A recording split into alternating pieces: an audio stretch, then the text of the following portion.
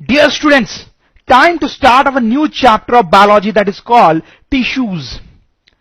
लेकिन स्टूडेंट्स, इससे पहले कि मैं इस चैप्टर को स्टार्ट करूं, मैं आपको याद दिला दूं कि हमने सेल्स के बारे में काफी कुछ पढ़ रखा है प्रीवियस चैप्टर्स। हमने ये पढ़ा है स्टूडेंट्स कि जितने भी प्लांट्स और एनिमल्स होते हैं बहुत सारे सेल्स के बने होते हैं। सेल्स बहुत छोटे होते हैं, नेकेड आई से नहीं देखे जा सकते और उनकी बहुत सारी प्रॉपर्टीज होती हैं जो सब हमने पढ़ रखी है। अब स्टूडेंट्स, मैं आपको थोड़ा सा ये बताना चाहूंगा कि before we start this chapter called tissues, it is important कि आपको सेल्स के बारे में कुछ बेसिक नॉलेज हो। तो अगर आप सेल्स के बारे में भूल चुके हो क्योंकि आपने बहुत पहले पढ़ा था, तो आई रिकमेंड कि आप उस चैप्टर को थोड़ा रिवाइज कर लो स्टूडेंट्स। उससे क्या है कि टिश्यूज बहुत ही इजीली आपको समझ में आएगा। बहुत डिटेल में आने की जरूरत नहीं है, सेल्स थोड़ा सा आएगा तो चलेगा काम, ठीक। क्योंकि ये जो टिश्यूज होते हैं स्टूडेंट्स, वो डायरेक्टली सेल्स से ही रिलेटेड होते हैं। इनफैक्ट शॉर्ट में हम बोल सकते हैं कि tissues are group of cells. Group of cells, बहुत सारे सेल्स जब मिलते हैं तो वो टिश्यूज बनाते हैं। तो इस चैप्टर में टिश्यूज की क्या प्रॉपर्टी होती है, टिश्यूज कैसे कैसे होते हैं, वो सब पढ़ना हमारा एम होगा। तो लेट्स स्टार्ट स्टूडेंट्स। तो students, what is this division of labour या सेल स्पेशलाइजिंग? तो उसके लिए स्टूडेंट्स आप इन कुछ फोटोग्राफ्स पे ध्यान दें। या आप देख सकते हो एक सेल है, ओके। सेल के अंदर बहुत सारे छोटे छोटे पार्ट्स होते हैं, जैसे ये जो सेंटर में है वो स्टूडेंट्स क्या होगा? दैट इज एक्चुअली न्यूक्लियस, ठीक है, जो कि सेल का सबसे इंपॉर्टेंट पार्ट होता है। यह आप देखिए स्टूडेंट्स, अमीबा है। This is an organism, unicellular organism. इसको यूनिसेलुलर ऑर्गेनिज्म क्यों बोलते हैं स्टूडेंट्स? क्योंकि ये सिर्फ एक ही सेल से बना होता है, इसकी बॉडी में सिर्फ एक ही सेल है। तो स्टूडेंट आप समझ सकते होंगे कि अमीबा जो है बहुत ही छोटा होता है, वेरी स्मॉल, वेरी स्मॉल। उसको नेकेड आई से देखा ही नहीं जा सकता क्योंकि उसमें तो सिर्फ एक ही सेल है, ठीक। On the other hand students, अगर हम अपनी बात करें तो हम मल्टी सेलुलर होते हैं। हमारी बॉडी में बहुत सारे सेल्स होते हैं। इनफैक्ट स्टूडेंट्स, हमारी पूरी बॉडी सिर्फ सेल से ही बनी हुई है। अगर हम अपने हेड को देखें तो उसमें बहुत सारे सेल्स हैं, हैंड को देखें तो उसमें भी बहुत सारे सेल्स हैं, अपने चेस्ट को देखें तो उसमें भी बहुत सारे सेल्स हैं। अब ऐसा सोच सकते हो कि हमारी पूरी जो बॉडी है वो सिर्फ सेल्स को मिला के ही बनी है। अगर हम किसी दूसरे मल्टी सेलुलर ऑर्गेनिज्म का एग्जांपल ले लें, जैसे कि ये टाइगर, तो भी वही सिचुएशन है। इसकी पूरी बॉडी भी सेल्स के कॉम्बिनेशन से ही बनी हुई है। बहुत सारे छोटे छोटे सेल्स इसकी पूरी बॉडी को बना रहे हैं, ठीक। लेकिन आप देख सकते हैं अमीबा जो है वो यूनिसेलुलर है, सिर्फ एक ही सेल उसकी बॉडी में, ठीक। तो आप समझ सकते हैं कि अमीबा जो है बहुत ही सिंपल ऑर्गेनिज्म होगा कि एक ही सेल है, उसमें सिंप्लिसिटी है। लेकिन ह्यूमन बींग्स या टाइगर हो गए, इस टाइप के जो ऑर्गेनिज्म है वो कॉम्प्लेक्स होते हैं। या फिर जो प्लांट्स होते हैं वो भी कॉम्प्लेक्स होते हैं, वो भी बड़े होते हैं, उनमें भी बहुत सारे सेल्स होते हैं। अब देखो स्टूडेंट्स, कोई भी लिविंग ऑर्गेनिज्म है तो उसको जिंदा रहने के लिए बहुत सारे लाइफ प्रोसेसेस एग्जीक्यूट करने पड़ते हैं, बहुत सारे काम उसको करने पड़ते हैं। जैसे कि स्टूडेंट्स, हम अगर अपनी ही बात करें तो स्टूडेंट्स हमें मूवमेंट करना पड़ता है, ठीक है। हमारे हैंड्स, लेग्स ये सब मूव करते हैं। हमें ब्रीदिंग करनी पड़ती है, मतलब सांस लेते हैं हम, उसके बिना हम जिंदा नहीं रह सकते। हमें फूड को डाइजेस्ट करना पड़ता है, जिस फूड को हम खाते हैं। फिर हमारे बॉडी में एक्सक्रीशन होता है। एक्सक्रीशन का मतलब समझते हैं आप स्टूडेंट्स? जब हम टॉयलेट जाते हैं तो अपने बॉडी से वेस्ट मटेरियल बाहर निकालते हैं, that process is called excretion, ठीक है। तो इसके अलावा भी बहुत सारे काम हैं जो हमारे बॉडी में होते हैं स्टूडेंट्स, ठीक। और ये हमारे बॉडी में ही नहीं बल्कि सारे ऑर्गेनिज्म्स के बॉडी में होते हैं। इस टाइगर के बॉडी में भी होते हैं और इस सिंपल से अमीबा के बॉडी में भी होते हैं स्टूडेंट्स, ओके। लेकिन अब स्टूडेंट्स आप ध्यान दें, इस अमीबा के बॉडी में तो सिर्फ एक ही सेल है ना, सिर्फ एक ही सेल ही है, सिर्फ यही एक सेल है। तो ये जो भी प्रोसेसेस होने हैं ये सब इसी सेल में होने पड़ेंगे, सही। अगर अमीबा को मूवमेंट करना है तो इसी सेल के हेल्प से ये मूव करेगा। अगर अमीबा को ब्रीदिंग करनी है तो वो भी इसी सेल के हेल्प से होगा। अगर अमीबा को अपना फूड डाइजेस्ट करना है या एक्सक्रीशन का प्रोसेस करना है तो वो भी इसी सेल के हेल्प से होगा। अब जब एक ही सेल ही है बॉडी में तो जो भी काम होने हैं वो इसी सेल में होंगे, ठीक है। तो हम लिख सकते हैं in amoeba All body functions are done by the single cell itself. लेकिन अगर हम मल्टी सेलुलर ऑर्गेनिज्म की बात करें तो उसमें कहानी थोड़ी अलग होती है. जैसे अगर हमारे बॉडी में मूवमेंट होना है तो देखो हमारी बॉडी में तो बहुत सारे सेल्स हैं स्टूडेंट्स. तो कुछ सेल्स उसमें से ऐसे होते हैं जो मूवमेंट करने में हमारी मदद करते हैं स्टूडेंट्स. उन सेल्स का काम ही होता है मूवमेंट करवाना. और प्लीज नोट, बॉडी के सारे सेल्स मूवमेंट में इन्वॉल्व नहीं होते. कुछ पर्टिकुलर सेल्स होते हैं जिनका काम होता है मूवमेंट करवाना. अब जैसे हमें ब्रीदिंग करना है, सांस लेना है, तो फिर से हमारे बॉडी में कुछ ऐसे पर्टिकुलर सेल्स होते हैं जो हमें ब्रीदिंग में हेल्प करते हैं. सारे सेल्स हमारे बॉडी के ब्रीदिंग में हेल्प नहीं करते. वैसे फूड को डाइजेस्ट करना है तो उसको डाइजेस्ट करने के लिए भी कुछ स्पेसिफिक सेल्स होते हैं हमारे बॉडी में. ऐसा नहीं कि बॉडी के हर सेल में फूड डाइजेस्ट होगा, नहीं.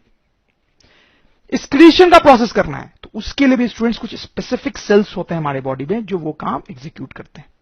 तो स्टूडेंट्स हम लिख सकते हैं ये मल्टी सेलुलर में जो डिवीजन ऑफ लेबर है उसका एडवांटेज भी होता है. क्या एडवांटेज आप देखें, advantage of division of labour in multi cellular organisms. क्या एडवांटेज है? As different groups of cells are specialised in doing different jobs, ठीक है, any work is done much more efficiently compare to unicellular organism. सही बात है ना students. देखो यहां पर एक ही सेल है बेचारा जो सारे काम कर रहा है, तो ऑब्वियसली ये हर काम को उतने अच्छे से नहीं कर पाएगा. लेकिन यहां पे हर काम के लिए अलग ग्रुप ऑफ सेल्स हैं, वो स्पेशलाइज्ड हैं वही काम करने के लिए, ठीक है. जैसे ह्यूमन बीइंग से मूवमेंट है तो मूवमेंट कराने के लिए स्पेशल टाइप ऑफ सेल्स ही बने हुए हैं. तो ऑब्वियसली स्टूडेंट्स वो सेल अगर उसी काम के लिए बने हैं तो वो ज्यादा इफिशिएंटली काम करेंगे, ठीक है स्टूडेंट्स.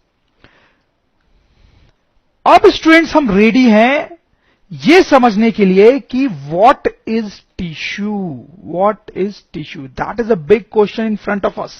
इस चैप्टर का नाम ही था टिश्यू. तो ये टिश्यू चीज क्या है? तो स्टूडेंट्स हम लिख सकते हैं a group of cells which work together to perform a particular job or task is called a tissue. तो इसमें टिश्यू क्या है आपको समझ में आ रहा है? Tissue is basically a group of cells. बहुत सारे सेल्स का एक ग्रुप को हम टिश्यू बोलते हैं बेसिकली. और वो ग्रुप मिलके एक पर्टिकुलर जॉब करने में स्पेशलाइज्ड होता है. आप समझ रहे हो स्टूडेंट्स टिश्यू क्या है? तो tissue is nothing but collection of cells जो कि मिलके एक पर्टिकुलर काम करते हो. जैसे स्टूडेंट्स मैं आपको एक एग्जांपल दूं, लास्ट स्लाइड पे जाते हैं. जैसे सपोज करो यहां पर हमारे हैंड में बहुत सारे सेल्स होंगे जो मूवमेंट कराएंगे हमारे हैंड का, ठीक है. यहां पर बहुत सारे ऐसे सेल्स होंगे जो मिलके हमारे हैंड का मूवमेंट कराएंगे. तो इन ग्रुप ऑफ सेल्स को हम क्या बोल देंगे स्टूडेंट्स? एक पर्टिकुलर टिश्यू. ये एक पर्टिकुलर टिश्यू कहलाएगा, ठीक है. जैसे हमारे ब्रेन में बहुत सारे सेल्स होते हैं, उन सब सेल के हेल्प से, उनके कंबाइंड एफर्ट से हम कोई थिंकिंग कर पाते हैं. तो उन ग्रुप ऑफ सेल्स को हम टिश्यू बोल सकते हैं स्टूडेंट्स, ठीक है. तो आपको थोड़ा थोड़ा समझ में आ रहा होगा टिश्यू क्या चीज है. अभी हम और डिटेल में जाएंगे इस चैप्टर में. तो स्टूडेंट्स कुछ कुछ हम समझ चुके हैं कि टिश्यूज क्या होते हैं. अब एक बहुत बड़ा सवाल हमारे सामने है कि एक तो होते हैं प्लांट्स और दूसरे होते हैं एनिमल्स. क्या जैसे टिश्यूज एनिमल्स में होते हैं वैसे प्लांट्स में भी होते हैं, या फिर दोनों में अलग टाइप के टिश्यूज होते हैं? That is what we need to understand. तो स्टूडेंट्स आप देखो प्लांट्स और एनिमल्स जो हैं वो एक दूसरे से बहुत अलग होते हैं. किन किन तरीके से अलग होते हैं कुछ पॉइंट्स मैंने यहां पे लिखे हैं. देखो आप, प्लांट्स आर फिक्स्ड, सही बात है. Animals have to move for food, shelter etcetera. Plants have non uniform growth, animals have uniform growth. देखो इस पॉइंट का क्या मतलब है स्टूडेंट्स. जैसे प्लांट्स में तो क्या है कि हो सकता है कि यहां से एक स्टेम निकले और वो बहुत ज्यादा ग्रो कर जाए, लेकिन यहां से जो स्टेम निकले वो उतनी ग्रो न करे, ठीक है. तो कहीं पर ज्यादा ग्रोथ हो सकता है और कहीं पे कम ग्रोथ हो सकता है, इसलिए बोल रहे हैं नॉन यूनिफॉर्म ग्रोथ. लेकिन एनिमल्स में ऐसा नहीं होता है स्टूडेंट्स. अगर ये टाइगर है तो अगर इसके फ्रंट दो लिम्स ग्रो करते हैं तो बैक वाले दोनों लिम्स भी ग्रो करेंगे और सेम प्रोपोर्शन में ग्रो करेंगे। जब टाइगर का साइज बड़ा होता है तो उसके बॉडी के हर पार्ट का साइज बड़ा होता है। सही है, तो इसलिए बोला गया यूनिफॉर्म ग्रोथ। एनिमल्स में जनरली यूनिफॉर्म ग्रोथ होती है, हर बॉडी पार्ट साथ साथ बढ़ता है। प्लांट्स में कोई बॉडी पार्ट ज्यादा बढ़ सकता है, कोई कम, इसलिए बोला गया नॉन यूनिफॉर्म ग्रोथ। ठीक है, फिर प्लांट्स और एनिमल्स में और क्या डिफरेंसेस है? Plants obtain food by photosynthesis. हमें पता है कि फोटोसिंथेसिस क्या होता है। प्लांट जो है वो सनलाइट का यूज करके फोटोसिंथेसिस द्वारा फूड ऑब्टेन करते हैं, लेकिन animals depend on other animals and plants for food. सही है, plants have simpler body structure, animals have complex body structure. देखो, होने को तो प्लांट्स भी कॉम्प्लिकेटेड ही होते हैं, but compare to animals plants का बॉडी स्ट्रक्चर बहुत सिंपल होता है, लेकिन एनिमल्स का बॉडी स्ट्रक्चर तो बहुत कॉम्प्लिकेटेड होता ही है। तो स्टूडेंट्स, आप देख सकते हैं कि प्लांट्स और एनिमल्स में बहुत डिफरेंस है। तो क्या आपको लॉजिकल नहीं लग रहा कि प्लांट के टिश्यूज थोड़े अलग टाइप के होने चाहिए और एनिमल के टिश्यूज थोड़े अलग टाइप के होने चाहिए? तो ऐसा ही होता है स्टूडेंट्स, प्लांट्स के टिश्यू अलग टाइप के होते हैं और एनिमल्स के टिश्यू अलग टाइप के होते हैं। तो इसका मतलब यह हुआ स्टूडेंट्स कि हमें प्लांट्स के बारे में इस चैप्टर में अलग पढ़ना पड़ेगा और एनिमल्स के बारे में अलग। तो सबसे पहले स्टूडेंट्स हम प्लांट्स के बारे में स्टडी करेंगे, प्लांट्स टिश्यूज के बारे में स्टडी करेंगे, क्योंकि वो थोड़ा सिंपलर है, और फिर उसके बाद हम एनिमल टिश्यूज पे जाएंगे। तो स्टूडेंट्स, आप देख सकते हैं this is the entire classification of plant tissue. मतलब प्लांट्स में बहुत सारे टिश्यूज होते हैं, सब अलग अलग कैटेगरीज में फॉल करेंगे। जैसे सबसे टॉप पे हम देखें तो प्लांट टिश्यूज जो होते हैं उनको दो कैटेगरीज में डिवाइड किया जा सकता है। आप देखो, meristematic tissue, please note the name, meristematic tissue and permanent tissue. These are two types of plant tissues.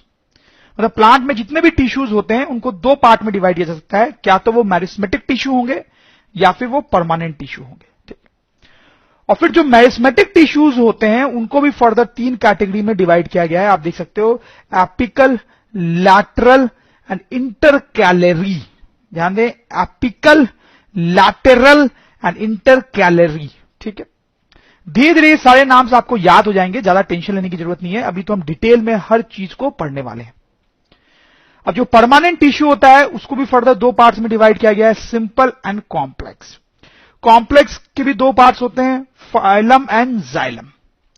Simple जो है वो कई प्रकार के हैं, आप देख सकते हो, parenchyma, parenchyma, collenchyma, collenchyma, parenchyma, collenchyma and sclerenchyma, sclerenchyma, parenchyma, collenchyma, sclerenchyma. Please note the names. And protective tissue, जो प्रोटेक्टिव टिश्यू है वो भी दो पार्ट्स में डिवाइड होता है, एपिडर्मिस एंड कॉक। तो students, you can see this is the entire classification of plant tissues.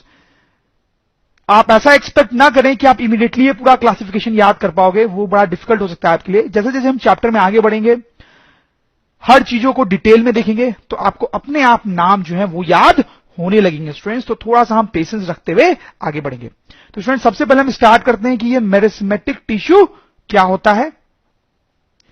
Meristematic tissue, उसको कई बार मेरिस्टेम भी बोलते हैं, दोनों एक ही बात है स्टूडेंट्स। तो अब हम देखेंगे ये मेरिस्मेटिक टिश्यू क्या करता है।